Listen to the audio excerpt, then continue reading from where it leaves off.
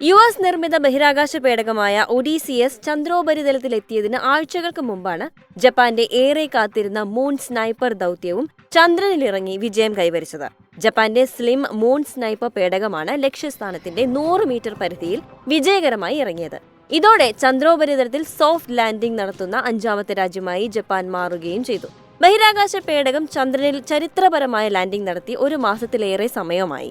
അതിന്റെ ലാൻഡർ തണുത്തുറഞ്ഞ ചാന്ദ്രരാത്രിയെ അപ്രതീക്ഷിതമായി അതിജീവിച്ച് ഭൂമിയുമായി ആശയവിനിമയം പുനഃസ്ഥാപിച്ചതായി ജപ്പാന്റെ ബഹിരാകാശ ഏജൻസി പറയുകയും ചെയ്തിരുന്നു.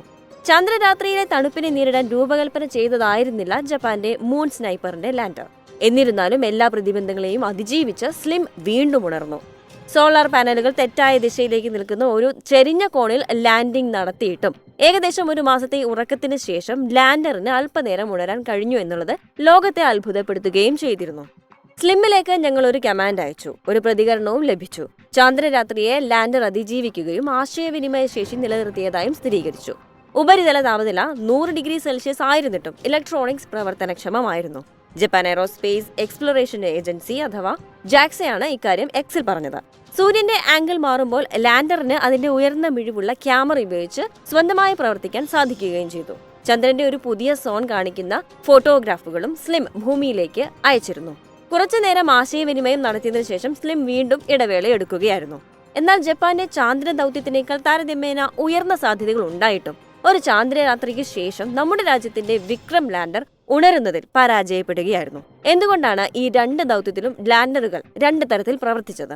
2023 സെപ്റ്റംബറിൽ ചന്ദ്രയാൻ 3യുടെ പ്രഗ്യാൻ റോവർ സ്ലീപ്പ് മോഡിലേക്ക് പോകും മുമ്പ് റോവറിന്റെ ബാറ്ററി പൂർണ്ണമായി ചാർജ് ചെയ്തിരുന്നു.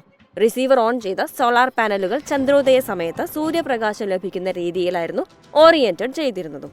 അതുപോലെ വിക്രമിന്റെ പേലോഡുകൾ പ്രവർത്തനമാക്കുകയും ചെയ്തു. ഇത്രയൊക്കെ ചെയ്തിട്ടും വിക്രമും പ്രഗ്യാനും ജീവിതത്തിലേക്ക് തിരിച്ചു വന്നില്ല. നേരെ മറിച്ച് ഓറിയന്റേഷൻ അനുയോജ്യമല്ലാതിരുന്നിട്ടും കുറച്ച് സൂര്യപ്രകാശം പിടിക്കാനും അത് വെച്ച് ഉണരാനും ജപ്പാന്റെ സ്ലിമ്മിന് കഴിഞ്ഞു. മാത്രമല്ല വിക്രമിനുള്ളതുപോലെ സ്ലിമ്മിന് അതിന്റെ പേലോഡുകളിൽ ചൂട് നിലനിർത്താനുള്ള ഒരു ഹീറ്റിംഗ് യൂണിറ്റുകൾ സജ്ജീകരിച്ചിട്ടില്ല. അതുകൊണ്ട് തന്നെ തണുപ്പിനെ തരണം ചെയ്ത് ഉണരാനുള്ള സാധ്യതയും കുറവായിരുന്നു. അപ്പോൾ എന്താണ് അവിടെ സംഭവിച്ചത്? ചന്ദ്രന്റെ അടുത്തുള്ള മിഡ് ലാറ്റിറ്റ്യൂഡ്സിലായിരുന്നു ജാക്സയുടെ സ്ലിം ഇറങ്ങിയത്.